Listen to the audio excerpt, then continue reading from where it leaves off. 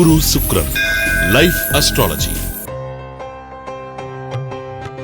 அவரவர் தொழில் அவரவர் ஜெயிக்கணும், அதை அன்றாட செய்யணும். எதுக்கு எப்படின்னு கேட்டீங்கன்னா, ஒரு 1 ஏக்கர் நிலம் வச்சிருக்கிற ஒரு உழவன் தினம் பூமியை ஏறு விடுதுன்னு தான் 6 மாச காலம் மழையே பெய்யல. அந்த பக்கமா வழியில போனவன் ஒருத்தன் சொன்னா, 6 மாசமா மழையே பெய்யல, நீ எதுக்கிட்ட தினம் ஏறு ஓட்டிங்கிற காலையில் 5 மணிலேருந்து மதியானம் 1 மணி வரைக்கும்? நீ கொண்டா 3 மாசமா இப்படி போற வர, ஏன் போற, எதுக்கு போற? நான் கேட்டேன்னா, உன் வேலையை நீ பாரு, என் வேலையை நான் பாக்குறேன்னா. அதுக்குல்ல அண்ணாத்த, இது ஒரு மழையே பெய்யலையே, அதனால தான் நான் கேட்டேன்னா. அப்போ உழவன் சொன்னான், ஏற்கனவே ஒரு வார்த்தை யதார்த்தமா சொன்னான்.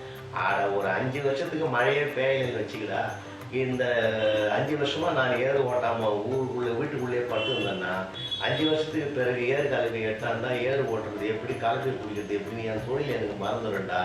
செய்யும் தொழிலே தெய்வம்ன்றதுனால தானே செஞ்சுங்கிறேன். அந்த உழவனுக்கு தெரியாது, ஏற்கனவே ஒன்று நடந்திருக்குது. என்ன நடந்திருக்குது? பூலோகம் எல்லாவற்றிலையும் கெட்டு போச்சுன்னு சொல்லி தேவர்கள்லாம் போய் திருமால்கிட்ட முறையிட்டு இருக்கிறாங்க. ஏன் என்ன நான் என்ன செய்யணும்னு கேட்டுக்கிறாரு பெருமாள். பார்க்கடல்ல படுத்து நின்றவர். ஒன்றும் இல்லை, பூலோகமே சரியில்லை, அதனால உன் கையில் இருக்கிற பாஞ்ச சன்னியம்ன்ற சங்கு எடுத்து ஊதுனால தான் பூலோகத்திலே மழை பெய்யுது.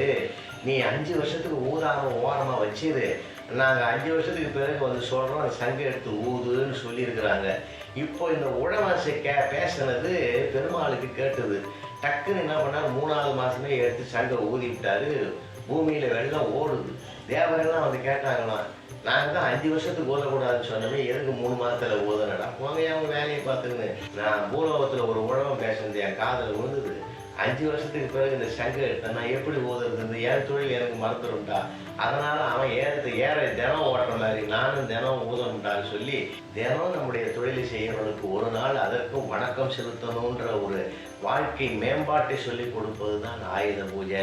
வீரனுக்கு அவன் ஆயுதமே அவனுக்கு தொழிலுக்கு உதவுகிறது என்றால், அவரவர் செயல்களுக்கு உதவுகிற கருவிகள் அவரவர்களுக்கு ஆயுத பூஜைக்கு பயன்படுகிற கடவுளாக மதிக்கப்படுகிற ஒன்றைத்தான் நமக்கு கருணையோடு சொல்லிக் கொடுப்பது ஆயுத பூஜை.